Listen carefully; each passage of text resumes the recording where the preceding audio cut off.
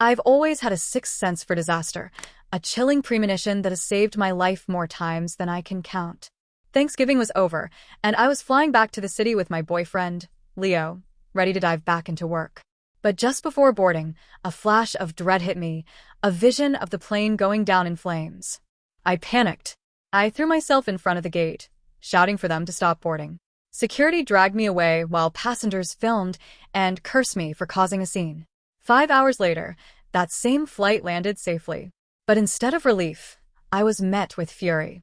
The passengers, basking in sudden media attention, went live online and branded me an extremist trying to disrupt the flight. They demanded I pay for their lost time, accusing me of spreading terror for attention. Within hours, I was doxxed. My name, address, and job went public. My company fired me. Then Leo, my own boyfriend, handed me over to the authorities. He told them about my visions, claiming I was mentally unstable. I was sentenced to 3 years in prison. Months later, when I warned the guards that the building would collapse, they laughed and threw me in solitary confinement. I died buried beneath the rubble. And when I opened my eyes again, I was standing in front of the airport terminal.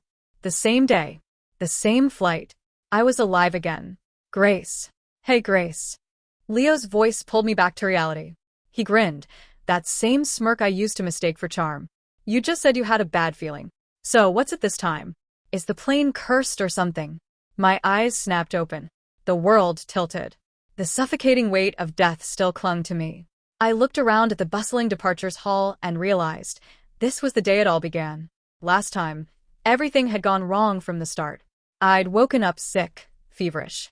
Our taxi had hit a rabbit on the way to the airport, and a sharp hairpin in my bag sliced my finger open.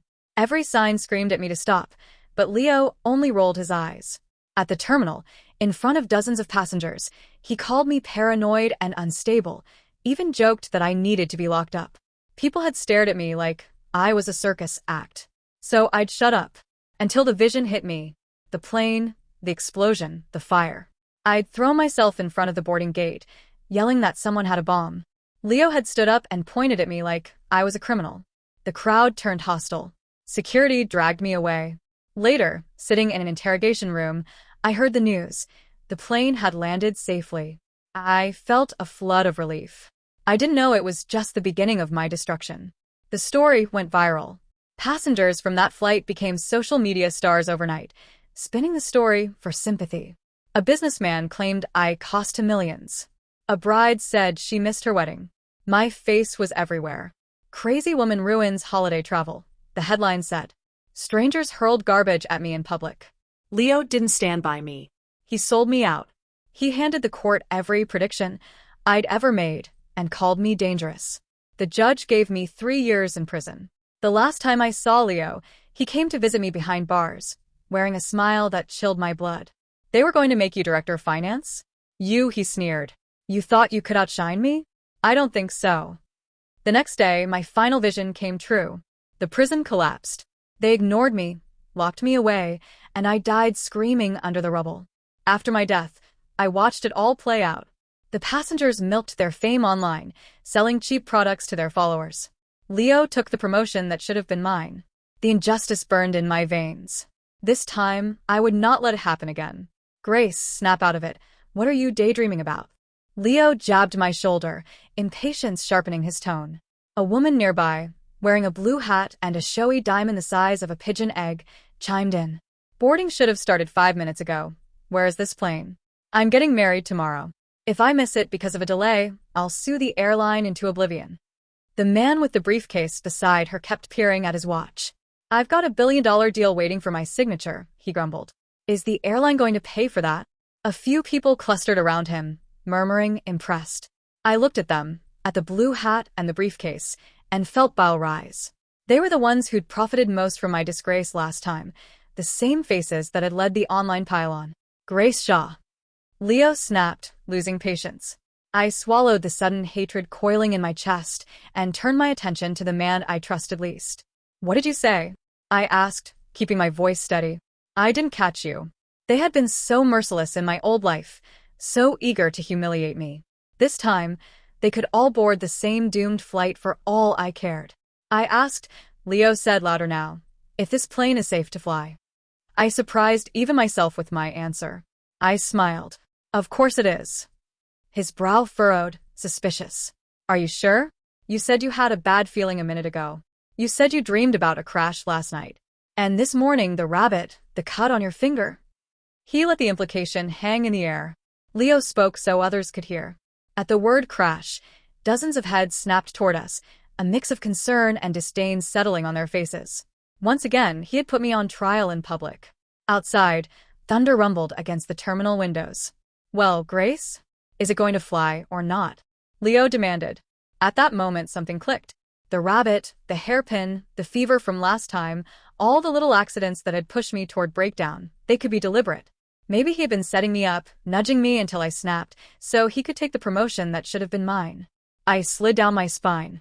I met his gaze and answered with calm, unshakable certainty. Yes, it's flying. I want to get back to work. I have too much to do. Of course it will fly. Then I turned to the other passengers and offered a reassuring smile. What rabbit? Don't be superstitious. Talking about omens before a flight is just bad luck. I gave Leo a gentle nudge under the guise of teasing. He's just a little nervous, that's all. Someone snorted. First time on a plane? Pathetic. Needs his girlfriend to soothe him. Who says stuff like that? I have a wedding to get to. Whispers swirled. I watched Leo flush crimson, grinding his teeth. I took out my phone, pretending to fiddle with it. I needed to change my ticket without making it obvious. Skipping boarding would look suspicious. I had to be careful. Leo leaned close, his voice a low whisper. You're acting strange, Grace. A cold prickle of dread crawled up my neck. He was studying my phone screen with that same strange, knowing smile. Don't tell me you're thinking of quietly changing flights? I forced indignation into my tone. Are you insane? Of course not. Besides, HR just told me they're making me director of finance. I can't wait to get back and celebrate. It was a bluff, but I needed him to believe it. I needed him on that plane. A muscle in his jaw jumped. His expression tightened. Oh. Well, congratulations, he said thinly. I pushed the advantage. What's the rush for you? Aren't you in a hurry? Is it that the plane can't fly, or that you don't want it to? Everyone here has something important. Show some consideration. Now the murmurs turned toward him. What is wrong with that guy? I've got a deal to close. Young people these days know manners. While Leo scrambled to defend himself, I slipped my ID back into my wallet. Quietly, I stood. I'm just going to the restroom, I said. I had shifted the tide. Before I could make it to the concourse, Leo's voice rang out, loud and triumphant. My girlfriend reads tarot. Why don't we have her do a reading for the flight? He grinned at me, a smile that felt cold and feral. Grace, come on, everyone is waiting. Leo's voice slithered through the terminal, a quiet taunt, a trap I could almost feel tightening. For real? Show us, honey. I've never seen a tarot reading before, someone added. This should be fun. Well, the flight's delayed already. Why not? Another passenger chimed in. Curiosity replaced boredom as the crowd pressed closer. Leo smiled at me, deceptively sweet. Don't say no, Grace. Unless you're hiding something? I had to play along. My hands were cold and clammy as I settled back into my seat. From my bag, Leo produced a brand new deck of tarot cards. A dozen people leaned in, eager to watch. My fingers trembled as I shuffled and drew 3 cards. Each one was worse than the last. A tower, a skeleton, a devil. Clear signs of disaster, of death. But how could I tell them that? I forced a cheerful smile. According to my reading, we'll definitely be taking off today. Some passengers exchanged skeptical glances. The man with the briefcase crossed his arms, unimpressed. And what good is that? I've already lost my meeting. You could always switch flights, I offered sweetly. He scoffed. And go where? With this weather, every flight is a mess. I was about to put the cards away and slip to the restroom when the woman in the blue hat erupted. No. That's not what those cards say. The plane is going to crash. No one will survive. You're lying. The crowd surged, leaning in, drawn to the drama. Leo's grip on my wrist was iron strong, his voice booming. Grace, what is the meaning of this? Are you trying to get us all killed? My heart jumped into my throat. I raised my hands in surrender. I'm sorry, everyone, I said, voice trembling with faux shame. I don't really know how to read these. It's just a hobby. I like to pretend. I gestured at the deck. See? Brand new. Plastic still on it. I had no idea we had an expert here. Turning to the blue hat woman, I widened my eyes in feigned fear. Oh my god, ma'am. Is it really that bad? Should we change flights? Are these readings accurate? Oh, what am I going to do, my promotion? I'd shifted the attention onto her. Tarot cards were niche, and most of the older passengers were already skeptical. Soon, their protests drowned out her voice. My billion-dollar deal. My kids are waiting for dinner. I can't change my flight.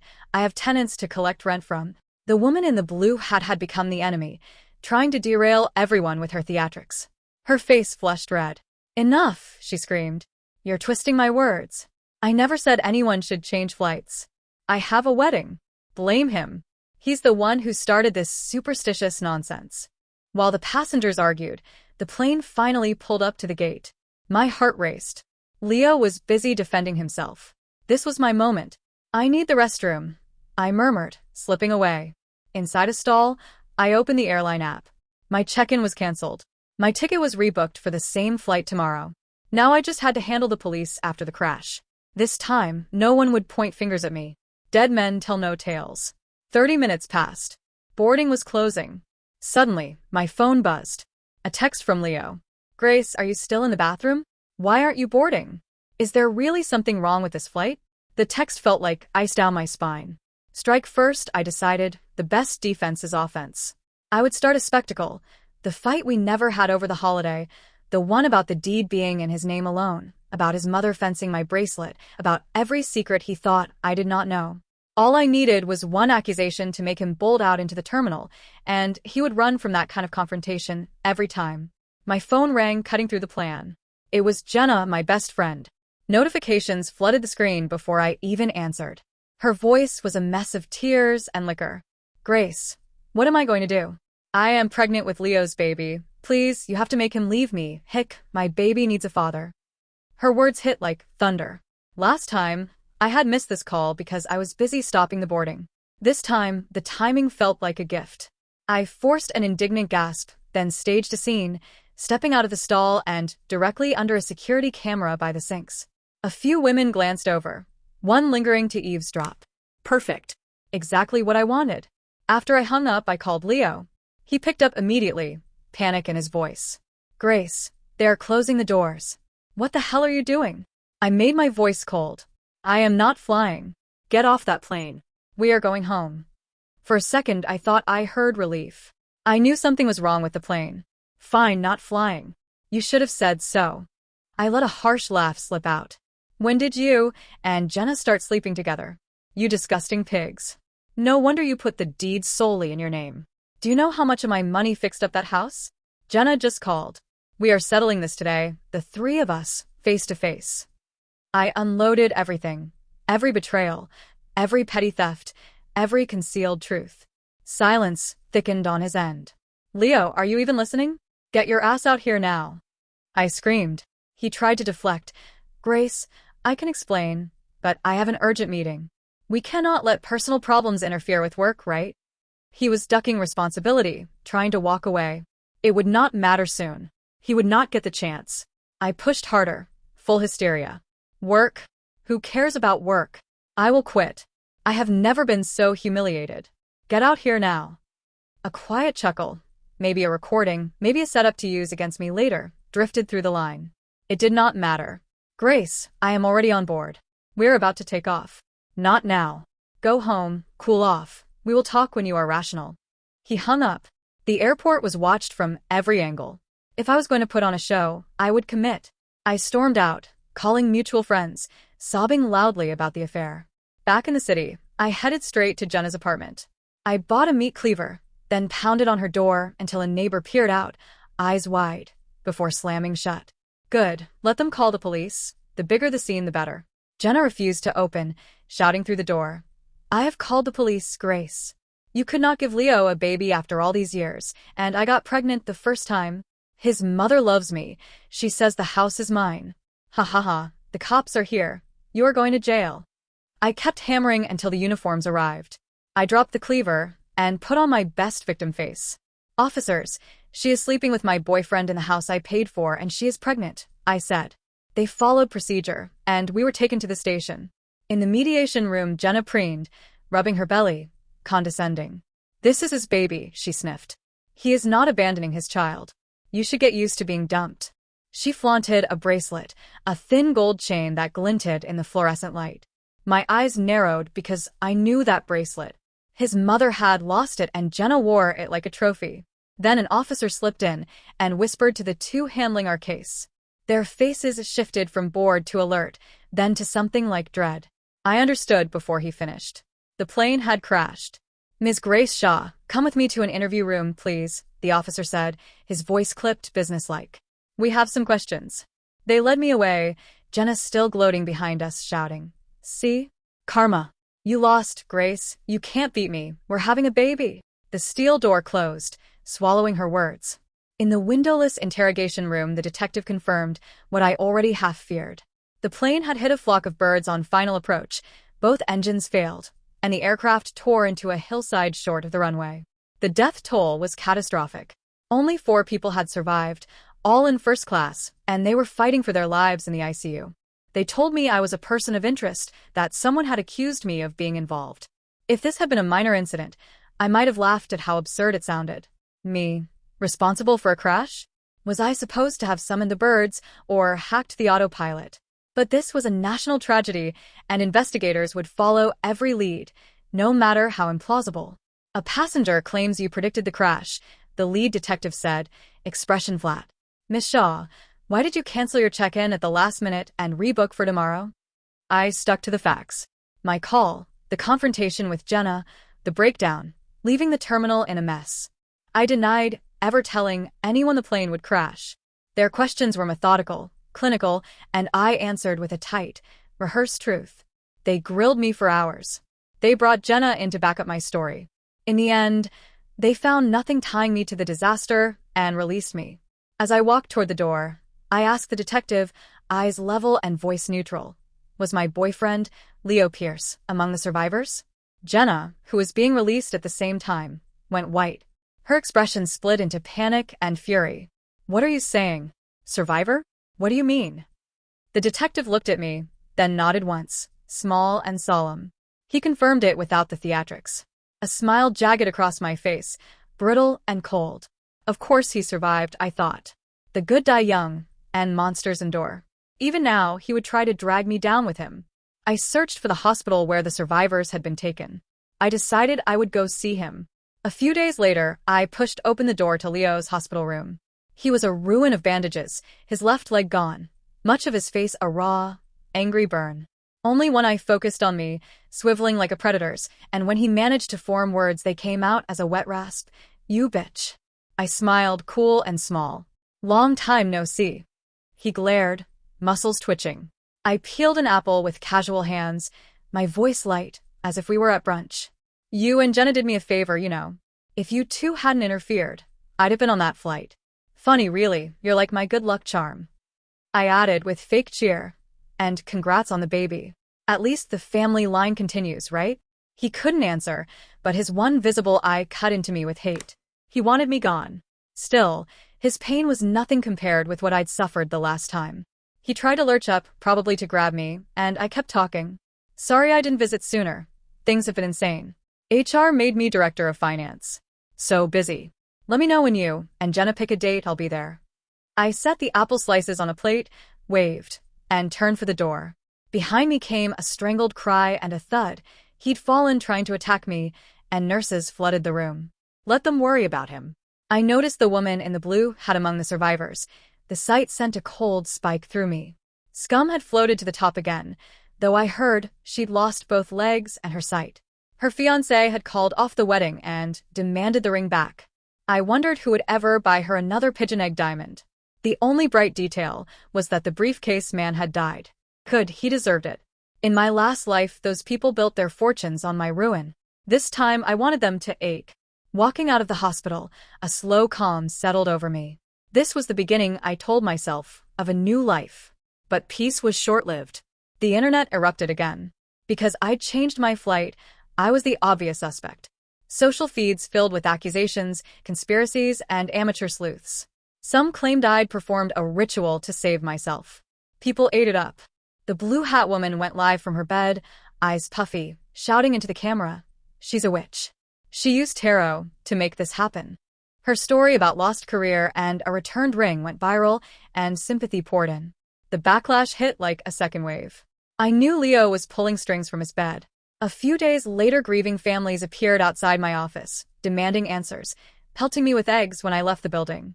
Under pressure, the company put me on temporary leave. Holed up at home, my phone buzzed. Jenna called, triumphant. See? I told you karma would get you. You celebrated too soon, Grace. Jenna crowed, triumph dripping from every word. Leo may be in a hospital bed, but he's still smarter than you. Wait and see. Your reputation is finished. She hung up before I could answer, having delivered her dose of venom. I still couldn't make sense of it. Jenna and I had been inseparable for 22 years. I'd bought her first birthday cake, held her through bad breakups, trusted her with everything. In the end, she and Leo betrayed me so completely it felt like betrayal by blood. Even in my last life, I'd known she wasn't innocent. She had known what Leo planned and kept quiet. 22 years of friendship meant nothing to her. The online hate machine kept grinding away, but that didn't bother me. I had a plan. They wanted sympathy? Fine. Two could play that game, and unlike them, I had proof. I wasn't shocked when Leo's mother turned up at my door. Her son lay mangled in a hospital bed while I was receiving a promotion, so of course, she couldn't stomach it. My security footage showed she'd arrived with two bulky, intimidating women. She charged in the second I opened the door. "I'll kill you, you wife-cursing little bitch," she screamed. "My Leo has had nothing but bad luck since he met you. Why don't you just die and stop ruining men's lives?" She yanked my hair and hit me, while the other two smashed my apartment.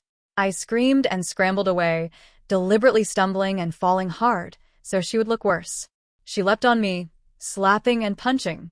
The neighbors finally called the police and hauled them off. My home lay in ruins. I crouched on the floor, bruised and bleeding, and a smile prickled at my lips. Perfect. This was exactly what I needed. I didn't press charges, not yet. For days the phone never stopped ringing, survivors and victims' relatives hurling accusations. I didn't fight back, I apologized again and again. One night a letter arrived from Leo, a dirty string of threats and slurs, accusing me of sleeping my way into a promotion. I read it without flinching, then filed it with the rest. Jenna, meanwhile, played the part of the victor.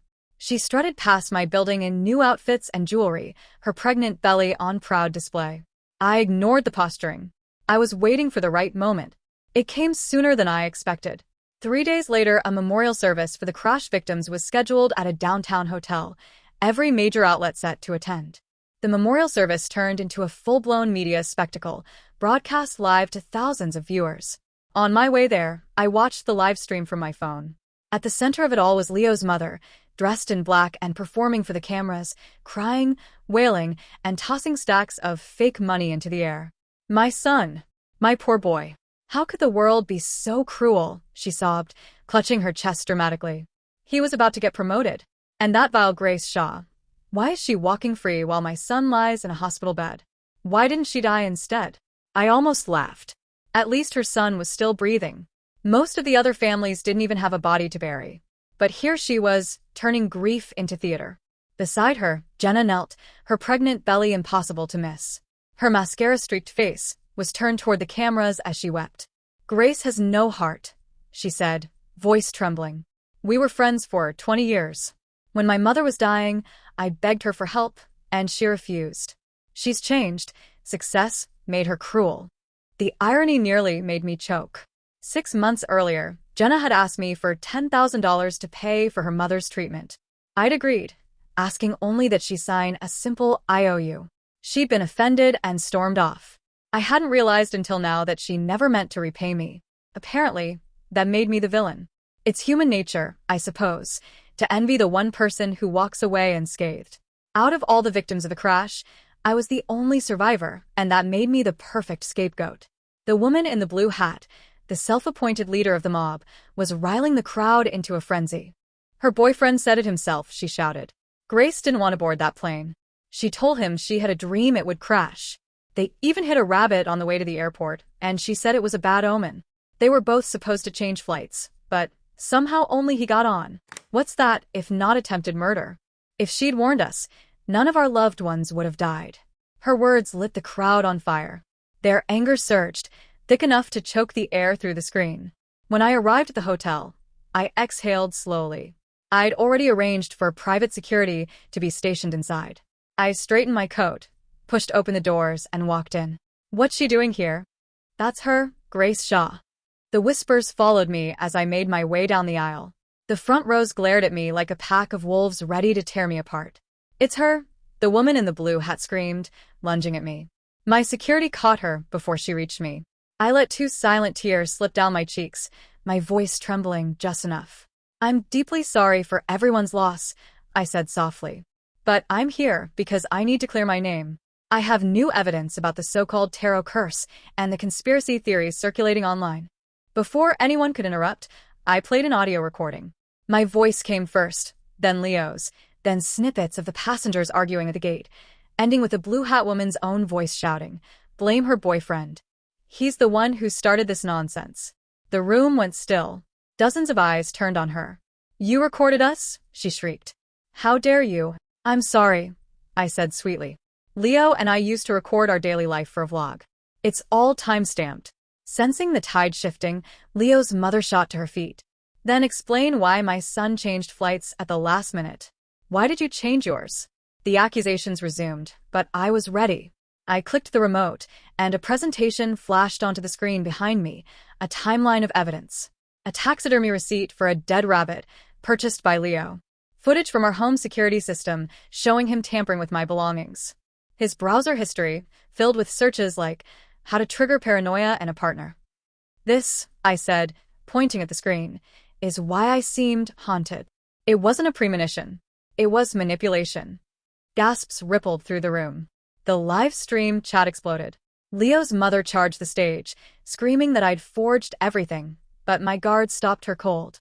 I raised the microphone again. And as for why I changed my flight, I said clearly, it's because Leo's mistress called me before boarding to tell me she was pregnant. Then I played the next clip. Jenna's slurred voice pleading, "My baby can't grow up without a father. You have to let him go." The shift in the crowd was instant. All eyes snapped to Jenna, who went pale, then red. Finally, I played the last recording, the call with Leo, his voice breaking as he tried to gaslight me. "I saved these for our divorce proceedings," I explained quietly. The silence that followed was deafening. The hatred in the room dissolved, replaced by uncomfortable realization. I bowed my head slightly. "I never wanted to reopen anyone's wounds," I said, wiping a tear. "But the online harassment, the threats from Leo's family, it's been unbearable." The final slides appeared, photos of threatening letters and video proof of Leo's mother and her friends breaking into my home and attacking me. No one spoke. Online, the comments were flooding in, words like gaslighting, abuse, betrayal. The narrative had changed. The villain had a new face. When the storm finally passed, the hate faded with it. Public opinion had shifted. I was no longer the monster. I returned to work. I filed charges against Leo's mother for assault, trespassing, and theft. With the video evidence, she didn't stand a chance. As for Jenna, I made sure she saw Leo's flirtatious chats with other women. A cheater never stops at one betrayal. Months later, I heard she'd stabbed him in the hospital. I couldn't say I was surprised. For the first time in a long while, life was steady again. Another Thanksgiving came and went. This time, I took the train. As the countryside blurred past the window, my eyes drifted shut. And somewhere between sleep and waking, I heard it again. Crunch. Bonus scene. No survivors. 1. Grace Shaw was finally gone. Leo, now 3 years into his role as director of finance, celebrated quietly. The thorn in his side, the woman who had outshone him at every turn, was gone. He'd worked hard to climb the ladder, and at last, nothing stood in his way. Feeling triumphant, he drove to Grace's grave, his luxury car gleaming in the sunlight as passers-by cast envious glances. He stepped out, grinning at his own cleverness. Crack. A massive billboard atop the skyscraper above the street snapped from its supports. It plummeted straight down, flattening Leo into a horrifying, final tableau. 2. Meanwhile, the woman in the blue hat and the man with the briefcase had tied the knot, cementing their status as a notorious influencer power couple. Their fame was built on the chaos and misfortune of others, particularly Grace. She was gone, and they barely spared a thought. That night, amid the marble tiles of their luxurious bathroom, disaster struck. A spilled bottle of body wash sent one of them slipping. In a horrifying twist, they both collided with a clothesline strung across the shower, strangling each other instantly. 3. The authorities labeled it a tragic double suicide. What else could it be? One detective shrugged to the other, signing the final report. Final destination? Really?